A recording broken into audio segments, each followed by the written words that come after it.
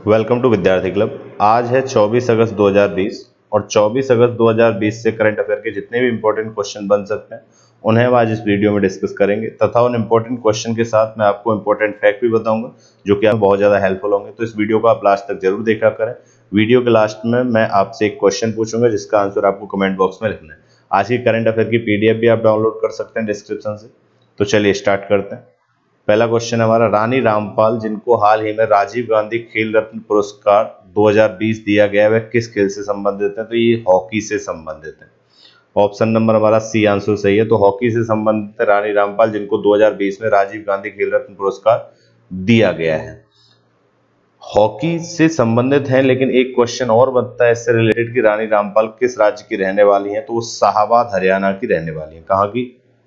शाहाबाद हरियाणा की रहने वाली। अब देखिए, राजीव गांधी खेल रत्न पुरस्कार जो 2020 दिया गया है वो टोटल कितने लोगों को दिया गया है और किस किस को दिया गया है आपको ये पता होना चाहिए। तो राजीव गांधी खेल रत्न पुरस्कार जो दिया गया है वो 5 लोगों को। दरअसल क्या हुआ है, अभी हाल ही में खेल मंत्रालय के द्वारा खेल पुरस्कार बांटे गए जिनमें राजीव गांधी खेल रत्न पुरस्कार जो दिया गया वो कितने लोगों को दिया गया? 5 लोगों को। कौन कौन, मैं नाम बता देता हूं, आप नोट कर लीजिएगा। रोहित शर्मा जो क्रिकेट से संबंधित है, मरियप्पन टी जो पैरा एथलेटिक्स से संबंधित है, मनिका बत्रा जो टेबल टेनिस से संबंधित है, विनेश फोगाट जो कुश्ती से संबंधित है और रानी रामपाल जो हॉकी से संबंधित है। तो ये राजीव गांधी खेल रत्न अवार्ड दिए गए हैं। टोटल कितने लोगों को दिए गए? 5 लोगों को, जिनमें मैंने आपको उनसे संबंधित खेल भी बताया, वो भी बहुत जरूरी है आपके लिए।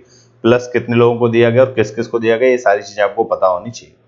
नेक्स्ट क्वेश्चन हमारा, खेल मंत्रालय द्वारा कुल कितने लोगों को राजीव गांधी खेल रत्न पुरस्कार 2020 देने की घोषणा की गई? तो मैंने अभी बताया आपको कितने लोगों को? 5 लोगों को, यानी कि ऑप्शन नंबर ए आंसर सही है। और ये किस मंत्रालय के द्वारा दिए जाते हैं? खेल मंत्रालय। और खेल मंत्रालय के मंत्री मैंने कई बार आपको रिवाइज करवाए हैं, तो मेरे साथ साथ हमेशा आप बोलने की कोशिश किया कीजिए। तो खेल मंत्रालय के जो प्रेजेंट टाइम के मंत्री हैं वो कौन है? किरण रिजिजू। तो इतना आपको इसके बारे में पता होना चाहिए।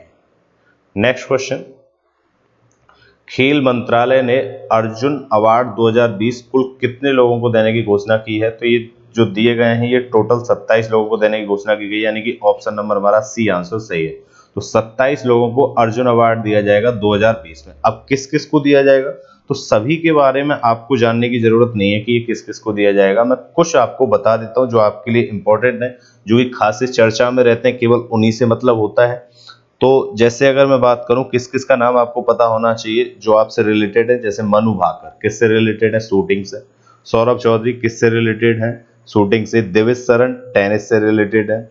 दिव्या काकरान कुश्ती से रिलेटेड। जो इंपॉर्टेंट है आपके लिए उन्हीं के बारे में केवल बता रहा हूं। मनप्रीत सिंह कबड्डी से है, अजीत सिंह हॉकी से है और मनजीत सिंह रोइंग से है और नेत्रपाल हुड्डा कुश्ती से है। तो इतने के बारे में आपको पता होना चाहिए।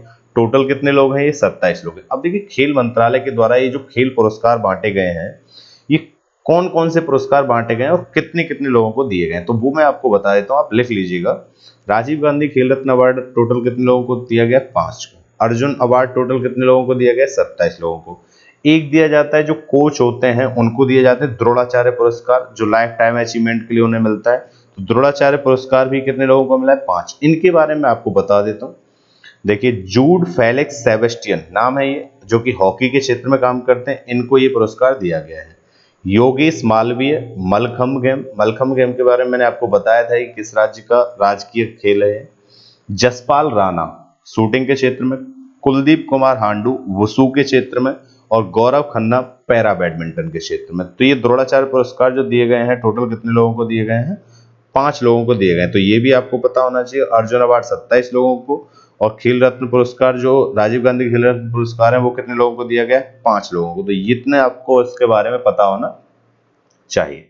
नेक्स्ट क्वेश्चन है हमारा, अंतरराष्ट्रीय सत्येंद्र सिंह लोहिया को किस प्रतिष्ठित अवार्ड से सम्मानित किया गया है? तो इन्हें किया गया है तेंजिंग नोर्गे राष्ट्रीय साहसिक सम्मान, यानी कि ऑप्शन नंबर हमारा सी आंसर सही है। तो ये पैरा स्विमर है। क्या है? Para swimmer. और ये सत्येंद्र सिंह लोहिया हैं जिनको कौन सा अवार्ड 2020 में दिया गया है?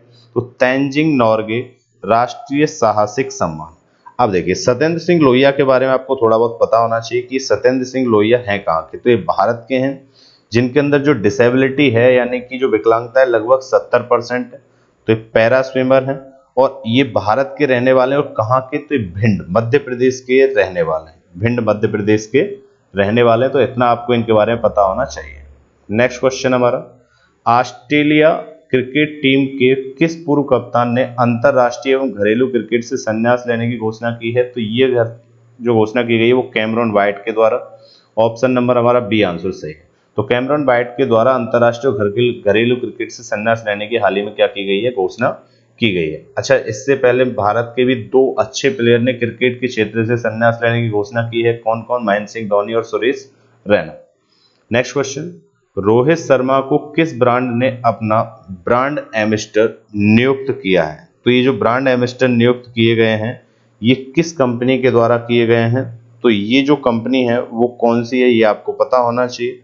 तो ये कंपनी है आपकी ओकले। कौन सी कंपनी है? ओकले, यानी कि ऑप्शन नंबर हमारा ए आंसर सही है। तो जो ओकले कंपनी है उसके जो ब्रांड एम्बेसडर चुने गए हैं वो कौन चुने गए हैं? रोहित शर्मा। और रोहित शर्मा कौन है? हमारे भारतीय क्रिकेटर हैं जिनको हाल ही में राजीव गांधी खेल रत्न पुरस्कार भी दिया गया है। अब देखिए, ओकले जो कंपनी है वो किस चीज की कंपनी है? तो मेनली ये जो कंपनी है ये यूएसए की कंपनी है और फाउंडर इसके जेम्स जेनार्ड थे। 1975 में इसकी फाउंडिंग की गई थी। और ओकले जो मेनली कंपनी है वो किसके लिए, जो डिजाइन है, जो चश्मे या स्पोर्ट्स परफॉर्मेंस इक्विपमेंट ये बनाती है। कौन? ओकले कंपनी, जिसके ब्रांड एम्बेसडर भारत में कौन चुने गए? Rohit Sharma. Next question, ESIC ने अटल बीमित व्यक्ति कल्याण योजना का विस्तार कब तक के लिए किया है? तो ये जो विस्तार किया गया है ये कब तक के लिए किया गया है? तो ये किया गया जून 2021, यानी कि ऑप्शन नंबर सी आंसर सही है। तो ईएसआईसी ने अटल बीमित व्यक्ति कल्याण योजना का जो विस्तार कर दिया है वो कब तक के लिए कर दिया है? जून 2021। अब देखिए ये ईएसआईसी है क्या? तो इसकी फुल फॉर्म अगर मैं आपको बताऊं तो इसका मतलब होता है कर्मचारी राज्य बीमा निगम, यानी कि एम्प्लॉय स्टेट इंश्योरेंस कॉरपोरेशन। इसका मतलब होता है, फुल फॉर्म होती है इसकी। इसके द्वारा क्या किया गया? बेरोजगारी लाभ योजना अटल बीमित व्यक्ति कल्याण योजना का जो विस्तार है उसे जून 2021 तक कर दिया। उसका कारण क्या है? कोविड-19 के कारण जिन लोगों ने अपनी रोजगार या नौकरी खो दी है उनसे भी समस्या से बचने के लिए इसका क्या कर दिया गया? इस योजना का विस्तार कर दिया गया है। और इसका जो विस्तार किया गया है ये कब तक के लिए किया गया? जून 2021 तक के लिए किया गया है। ठीक है, तो इतना आपको इसके बारे में पता होना चाहिए। नेक्स्ट क्वेश्चन हमारा, हाल ही में स्पेन में किस वायरस के कारण पहली मौत दर्ज की गई है?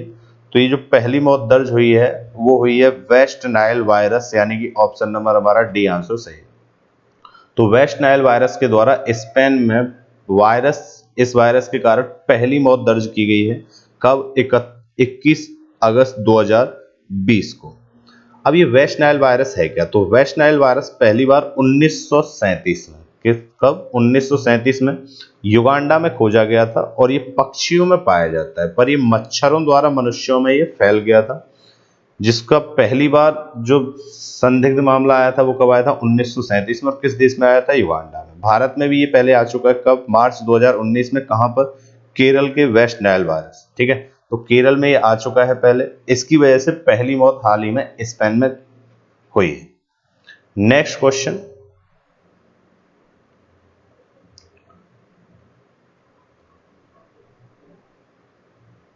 है हमारा, नए चुनाव आयुक्त के रूप में किसकी नियुक्ति की गई है?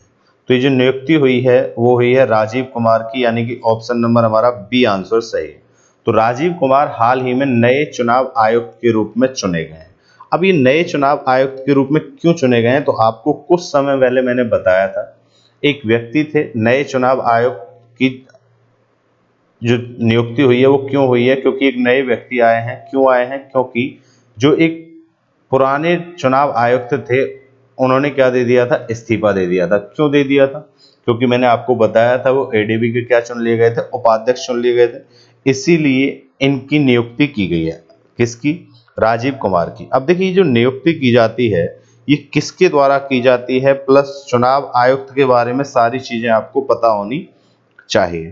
तो भारतीय संविधान के भाग 15 में चुनावों से संबंधित है। इसमें आर्टिकल 324 से 329 तक चुनाव आयोग का वर्णन है। पहले दरअसल 1 अक्टूबर 1993 से पहले ये एक मुख्य चुनाव आयुक्त होता था इसमें, लेकिन 1 अक्टूबर 1993 के बाद 3 सदस्यों वाला ये आयोग होता है, जिसमें एक मुख्य चुनाव आयुक्त होता है और 2 चुनाव आयुक्त होते हैं। तो ये चुनाव आयुक्त चुने गए हैं, कौन चुने गए हैं? राजीव कुमार, किसकी जगह? अशोक लवासा की जगह। अब इनका जो कार्यकाल रहता है मुख्य चुनाव आयुक्त का या चुनाव आयुक्त का, तो इनकी जो नियुक्ति होती है वो राष्ट्रपति के द्वारा की जाती है, लेकिन इनका जो कार्यकाल रहता है वो क्या रहता है? 6 वर्ष या 65 वर्ष, जो भी पहले हो जाए वो इनका कार्यकाल रहता है। तो इतना आपको इसके बारे में पता होना चाहिए। नेक्स्ट क्वेश्चन, राष्ट्रीय राजमार्ग के साथ वृक्षारोपण की मॉनिटरिंग के लिए NHAI द्वारा किस मोबाइल ऐप को लॉन्च किया गया है? तो ये जो मोबाइल ऐप लॉन्च किया गया है NHAI द्वारा, वो किया गया है हरित पथ, यानी कि ऑप्शन नंबर हमारा ए आंसर सही है।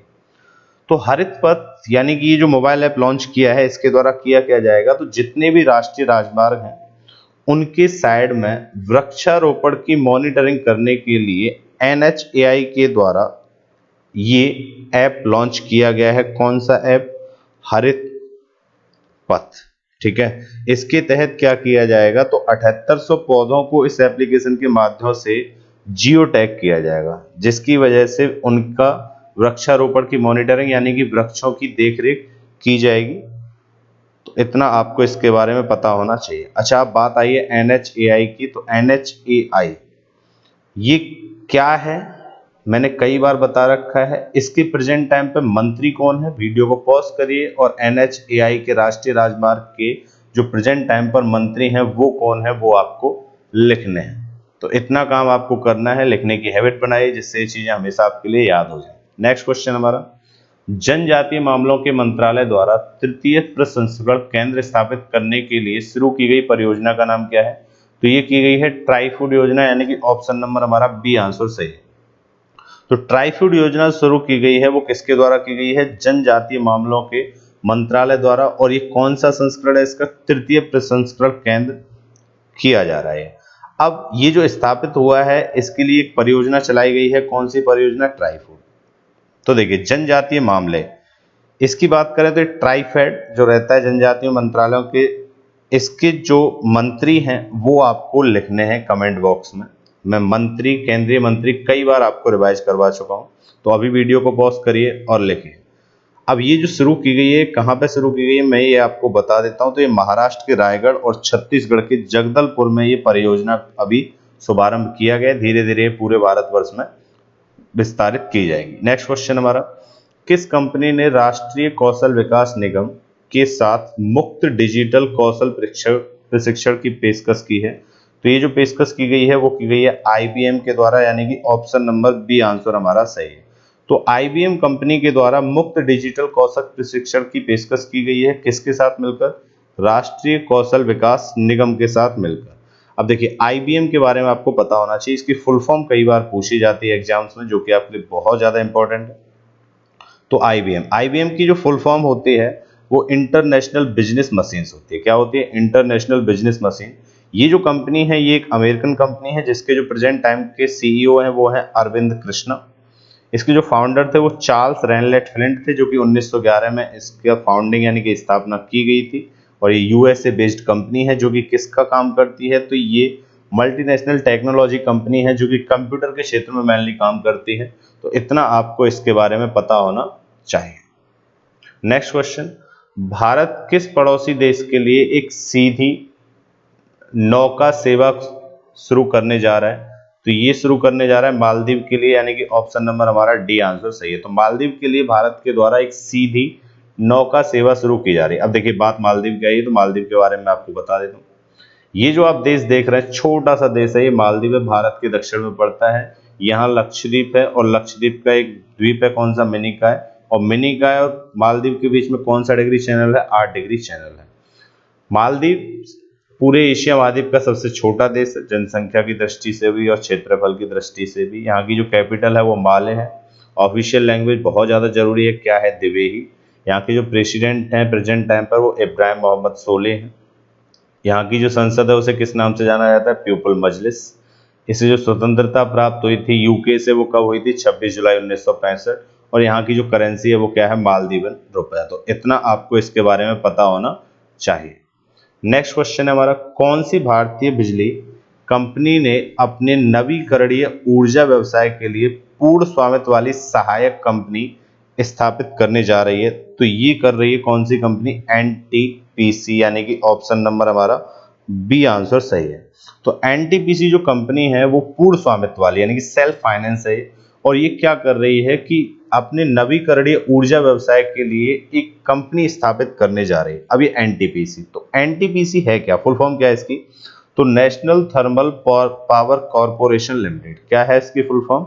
National thermal power corporation limited. इसके जो प्रेजेंट टाइम पे चेयरमैन और एमडी है वो है गुरदीप सिंह। हेडक्वार्टर इसका न्यू दिल्ली इंडिया में, और इसका जो गठन किया गया था वो 1975 में। और ये क्या बनाती है? ये कंपनी बिजली बनाती है, बिजली का निर्माण करती है, बिजली का उत्पादन करती है। नेक्स्ट क्वेश्चन है हमारा, यूपी यानी कि उत्तर प्रदेश ने बुंदेलखंड क्षेत्र का जल संकट समाप्त करने के लिए किस देश के साथ प्लान ऑफ कोऑपरेशन पर हस्ताक्षर किए हैं? तो ये जो किए गए हैं वो किसके साथ? इजराइल के साथ, यानी कि ऑप्शन नंबर हमारा सी आंसर सही है। तो इजराइल के साथ हाल ही में यूपी जो सरकार है, यूपी गवर्नमेंट है, उसने प्लान ऑफ कोऑपरेशन नाम का एक अभियान चलाया, जिसके तहत क्या होगा, बुंदेलखंड में जो जल संकट की समस्या है उससे निपटने के लिए इजराइल से समझौता किया गया। इजराइल के बारे में पहले भी कई बार आपको बता चुका हूँ। इजराइल से ही भारत ने अभी क्या किया है कि 30 सेकंड में जो एक किट तैयार की जा रही है जो कि कोरोना की क्या कर सकती है, जांच कर सकती है। अब देखिए इजराइल की बात आई है तो मैं इजराइल के बारे में आपको बता देता हूँ।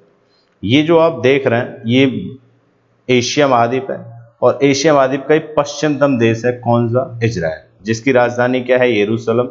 यहाँ की जो राजभाषा है, राष्ट्रीय भाषा, वो हिब्रू या इब्रानी। ये बहुत जरूरी है आपके लिए। यहाँ की जो सरकार है वो लोकतांत्रिक सरकार है। प्रधानमंत्री प्रेजेंट टाइम के यहाँ पर बेंजामिन नेतन्याहू है, और इससे जो स्वतंत्रता मिली थी ब्रिटेन से वो 14 मई 1948 को मिली थी।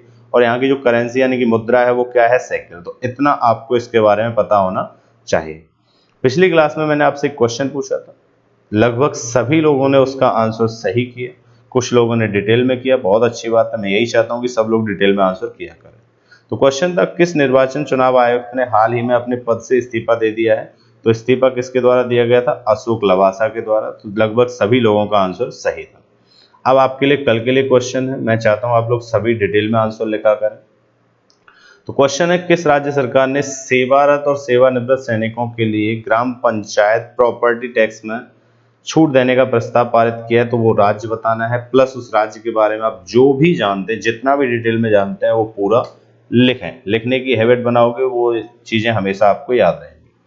अब आप वीडियो में कमेंट करके बताएं कि ये वीडियो आपको कैसा लगा। अगर अच्छा लगा हो तो लाइक करें। अभी तक चैनल को सब्सक्राइब नहीं किया तो चैनल को सब्सक्राइब कर लें, और बेल आइकन को भी प्रेस कर लें। और अगर आपको यहाँ पढ़ना अच्छा लगता है तो आप ज़्यादा से ज़्यादा चैनल को शेयर करें और अपने दोस्तों के साथ भी सब्सक्राइब करवाएं। Thank you.